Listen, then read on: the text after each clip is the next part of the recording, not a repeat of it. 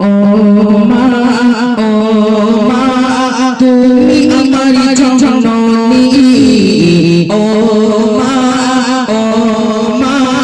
তুমি আমার জননী তোমার কোলের সোনা আমি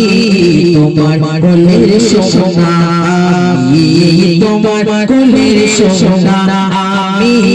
তোমার কোলের সোনা আমি ও মা তুমি আমার জননী ও মা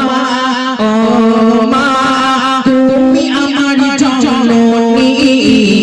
তোমার কোলের সোনা আমি তোমার কোলের সোনা আমি তোমার কোলের সোনা আমি তোমার কোলের সোনা একটি রুটি চাইলে তুমি দিতে আমায় তো নিজে না খেয়ে খাওয়াতে আমায় বললে আমার খিদে একটি রুটি চাইলে তুমি দিতে আমায় তো নিজে না খেয়ে খাওয়াতে আমায় বললে আমার খিদে তোমার মায়া চাই না তোমার মায়া চাই না বোঝা তাই তুমি আমার জননী তোমার কোলের সোনা আমি তোমার কোলের সোনা আমি তোমার কোলের সোনা আমি তোমার কোলের সোনা আমি সেই মা জনম দুঃখিনী মা গর্ভধারিণী মা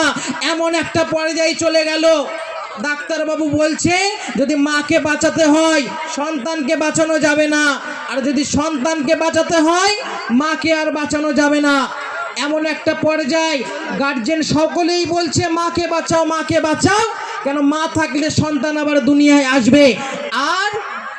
মা থাকলে সন্তান দুনিয়ায় আসবে এমন একটা অবস্থায় যখন ডাক্তার সে মাকে জিজ্ঞাসা করলো যে আপনার সন্তানকে বাঁচাতে হলে আপনাকে বাঁচানো যাবে না আর আপনাকে বাঁচাতে হলে সন্তানকে বাঁচানো যাবে না সে মা কিছু না ভেবেই এই দুনিয়ার মায়া না করে চিন্তা ভাবনা কিছু না করে বলতে লাগলো আমাকে আর বাঁচানোর দরকার নেই ডাক্তারবাবু আমার সন্তানকে দুনিয়ার মুখ দেখান আমার সন্তানকে বাঁচান কবি কি ছন্দের মাধ্যমে লিখছে শুনবেন